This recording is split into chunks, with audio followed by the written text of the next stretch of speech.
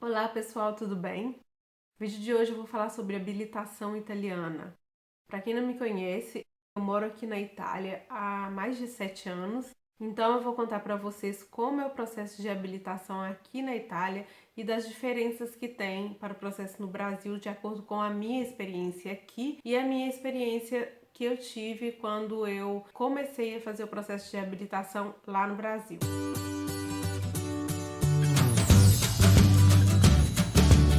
Para vocês como que foi o passo a passo. A minha habilitação já tem mais de um ano, tem, para falar a verdade, quase um ano e meio. E eu vou falar para vocês o que eu fiz primeiro, passo a passo, o que eu paguei, quais são as taxas, e eu vou tentar detalhar o máximo possível. Então a primeira coisa que eu fiz foi, eu tô com um caderninho aqui, porque eu anotei as coisas que eu vou falar para vocês. Então, a primeira coisa que eu fiz foi escolher a autoescola que fosse mais adequada à minha logística.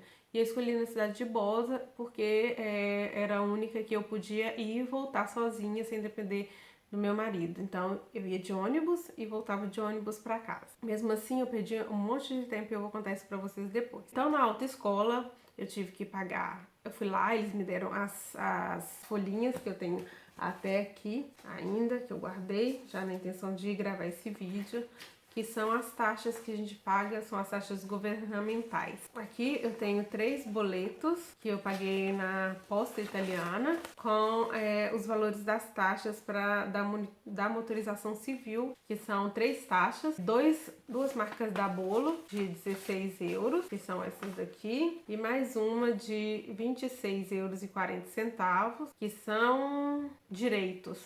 Então a primeira coisa que você faz é pagar essas taxas. Depois, para fazer a inscrição na autoescola, você apresenta uma foto, os seus documentos pessoais, que no caso era a minha carteira de identidade, o permesso de soggiorno e a foto, já disse, né? E paguei 250 euros para poder fazer a inscrição e já ter direito a 25 aulas, 25 horas de aula do curso teórico. O curso teórico não é obrigatório aqui, você pode fazer também privado, mas quando você se inscreve numa autoescola, você não faz que se fala privatista, você faz tudo com a autoescola. E eu preferi fazer assim porque eu já tinha começado a estudar outras vezes e não tinha dado prosseguimento. Então eu preferi ir pro curso e ter aquelas horas ali, fazer o quiz tudo direitinho. O curso tinha duração de 1 hora e era das 9 às 10 da manhã. E depois do curso você poderia ficar ali, tinha salinha com vários computadores fazendo o quiz pelo tempo que você quisesse. Como eu ia de ônibus, eu saía de casa às 7h30 da manhã e o ônibus chegava lá na cidade de Bosa, que é perto, tá, gente? É uns 4 quilômetros, mas fazia tantas voltas que acabava demorando quase 1 hora para chegar. E aí eu chegava lá por volta de 8h10, 8h15 da manhã, ia tomar café no bar e aproveitava para ler. Lia umas 3, 4 páginas por dia,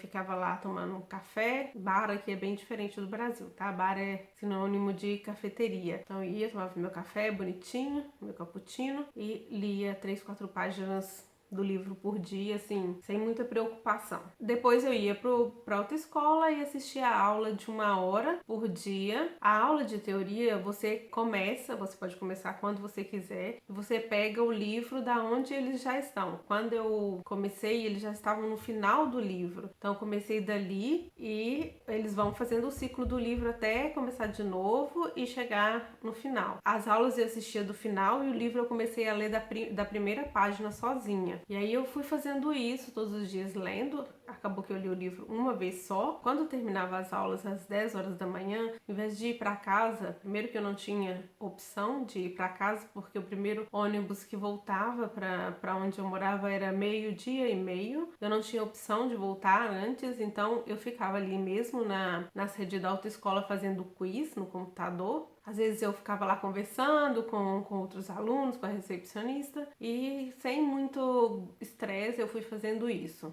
E em casa eu fui fazendo também o quiz no aplicativo da própria autoescola que eu comprei. Paguei mais 12 euros pelo aplicativo, que era o mesmo da autoescola. No início eu comprei pensando que se eu os exercícios pelo aplicativo, eu iria antecipar a data do meu exame, porque funciona assim, você tem que fazer um número mínimo de percentual do quiz, me parece que era 80%, todos os exercícios, e tem que estar preparado também, errando no máximo 3 respostas por dia. Então tem todo um gráfico que eles avaliam. Eu pensei que fosse assim, não era. Aí eu tive que pagar eu quis pagar esses 12 euros a mais, porque o livrinho da autoescola já era 10 euros. Terminei o quiz da autoescola bem antes, porque na verdade o que deveriam ser 25 horas, que seriam 25 dias úteis, que era de segunda a sexta-feira, passou muito mais disso, porque tinha dias que não tinha aula, enfim, enrolações à parte, deixamos pra lá. E eu acabei de ler todo o livro antes e terminei de fazer o quiz antes. Então, acabou que eu não tinha mais quiz para fazer, eles foram obrigados a marcar meu exame, porque senão nem marcariam. Eu fiz a inscrição na autoescola no dia 23 de maio e no dia 17 de julho, quase 2 meses, ao invés de que eu pensei que fosse, eles marcaram meu exame e eu fui fazer o exame na motorização civil. No dia do exame foi preciso pagar outros 20 euros de taxa de exame. Não me perguntem o que é, acho que é a autoescola mesmo que cobrava, não entendi direito. Enfim, foi pagado esses 20 euros. A duração do exame me parece que era 1 hora, não me lembro bem. E são 40 perguntas de múltipla escolha. Com verdadeiro ou falso. Você pode errar no máximo 4 perguntas, com 5 você já é reprovado. Eu, graças a Deus, eu errei uma só, mesmo porque eu revisei a prova e eu tinha marcado verdadeiro e depois eu marquei falso. E acabei errando uma só, eu não achei difícil. Achei fácil, eu estava preparada realmente. Achei muito mais fácil do que no Brasil, porque no Brasil, quando eu fiz, se não me engano, eram 30 perguntas de múltipla escolha, com 4 ou 5 opções. Não era verdadeiro ou falso, então a porcentagem acaba sendo diferente. E você poderia errar 4 também, e parece que eu errei 3 na época. E passei também na legislação. Aqui você faz o exame de médico no período que você está fazendo já o curso, não é antes, como no Brasil. No Brasil, a primeira coisa que você faz é o exame médico e psicotécnico e depois você faz o curso da autoescola, né? Aqui não. Primeiro você inicia a fazer o curso. Enquanto você está fazendo o curso, você já faz o exame médico, que eles colocam todas as observações, que no final das contas o exame médico é uma besteira. No Brasil tem o psicotécnico, que você faz tantas coisas para avaliar o seu psicológico, e aqui não fiz nada disso. O médico nem chegou perto de mim, só fez aqueles de fazer as letrinhas para cima, para baixo e basta. E eu paguei outros 20 euros pro exame médico. E depois disso, depois que eu passei no exame de teoria, tive um erro, né? Quem não tem nenhum erro, muitas autoescolas, não sei se são todas, dão 2 aulas grátis para a pessoa de direção como prêmio. Eu errei uma, então não tive nenhuma regalia desse tipo. Peguei o folho rosa para poder começar a fazer as aulas de direção. E o número mínimo de aulas de direção que você é obrigado a fazer na autoescola são 6 horas de direção, que normalmente são 12 horas de 30 minutos. Na autoescola que eu fiz, custava 20 euros cada meia hora, ou 40 euros a hora. Eu fiz algumas no final de julho. Não queria ter iniciado, porque agosto aqui tudo fecha, inclusive a autoescola que eu fiz fechou. E o professor acabou insistindo e eu erroneamente acabei aceitando de começar a fazer essas aulas, e eu fiz de 12 aulas, eu acho que eu fiz 10 antes, com a intenção de que em agosto, que era férias, eu começar a treinar em casa, porque aqui é permitido com o Folha Rosa você treine com um carro normal, basta que tenha uma pessoa do seu lado que tenha a habilitação há mais de 10 anos e menos de 65 anos de idade, ou então que tenha uma habilitação, por exemplo, a carteira C, né, de caminhão, por exemplo, uma habilitação maior, mas não precisa, aí nesse caso não precisa ter 10 anos de experiência, você pode ter 20 anos e ter a carteira C, e eles consideram como experiência. E aí você coloca a letra P na frente do carro e atrás, P de principiante, e você pode dirigir observando todos os limites e as leis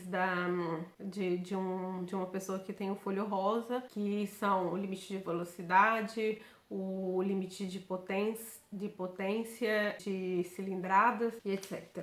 Para fazer essas 6 horas, eu tive que pagar outros 250 euros, que estavam incluídos as outras 6 horas de direção. Na verdade, deu um pouco menos, que é 240, me parece. Agora eu não me lembro bem, mas eu deixo aqui para vocês o total. Essas aulas de direção, essas 6 horas, nelas são obrigatórias que você faça algumas coisas. Por exemplo, você tem que dirigir em estrada extraurbana ou rodovias, que aqui são as autoestradas. Você tem que dirigir à noite. Então, tem todo um protocolo que a autoescola tem que cumprir para que você faça o mínimo do protocolo de aprender a dirigir. E depois você pode treinar quanto você quiser, mas no mínimo são essas 6 horas para poder você marcar o exame e fazer o teste. Muita gente já sabe dirigir, acaba fazendo aquelas 6 horas e pronto. Então, quem está fazendo também com privado, não com autoescola, às vezes a pessoa não está fazendo de privado, não participou de nenhum curso teórico, foi lá, fez o exame, tudo direitinho, também menos assim, obviamente, porque não pagou o curso, e depois ela é obrigada a fazer as 6 horas mínimas na autoescola, para que a autoescola faça um certificado para a pessoa poder fazer o exame também privado, sem empenho da autoescola. Então, tem sempre esse vínculo de fazer essas 6 horas mínimas na autoescola. No total, eu devo ter feito umas 20 horas de direção, 20 aulas. Por quê? O que aconteceu? Como eu comecei a fazer em julho, tive todo o agosto a autoescola fechada de férias e eu acabei não dirigindo, e a gente tinha acabado de comprar casa e tava planejando de mudar e tudo mais, e eu comecei a não ter tempo de treinar. O carro do meu marido não podia dirigir porque é um carro automático, poderia treinar um carro automático e pedir um Folha Rosa para poder fazer o exame no carro automático, mas eu não achei que fosse conveniente, porque no final das contas eu acho mais interessante que você aprenda mesmo a dirigir com carro manual e depois você passa por aquele que é mais fácil, que é o automático. E eu não fiz isso porque, primeiro, que não me interessava, e segundo, que o carro do meu marido não poderia dirigir porque a cilindrada é muito alta. Quem é habilitado recentemente não pode dirigir por 1 ano nenhum carro de cilindrada alta, e os limites são de 70 kW ou 95 cavalos, ou então 55 kW por tonelada e potência. Você tem 1 ano de restrição de limite de velocidade. Por exemplo, nas estradas extraurbanas, que o limite é 110, você pode fazer no máximo 90 km por hora, e na autoestrada, que é de 130 a 150 km por hora, você pode chegar no máximo a 100 km por hora, isso por 3 anos. Então eu ainda tô nesse período aí, porque eu tô na metade do período, né, um ano e meio quase, e então você tem que respeitar isso, principalmente no primeiro ano, que é tolerância praticamente 0. Depois que eu fiz todas as aulas de direção, que eu retomei a fazer as aulas só em novembro, eu acho, a autoescola tava saltando, o professor tava saltando muito, fazia um dia e depois ele não tinha horário, tava uma confusão, e a gente reformando a casa aqui, que é em uma outra cidade, não é na onde eu morava, não é onde eu fiz a habilitação, é uma outra cidade, Algueiro. Então estava muito confuso, eu estava sem tempo. Cheguei por fim a pedir que liberasse a minha folha rosa para poder fazer com uma outra autoescola que pudesse vir até mim ou que fosse mais perto, porque a logística não estava mais funcionando para mim. Então eu acabei fazendo algumas aulas, metade dessas aulas eu fiz 10 lá na autoescola e as outras eu fiz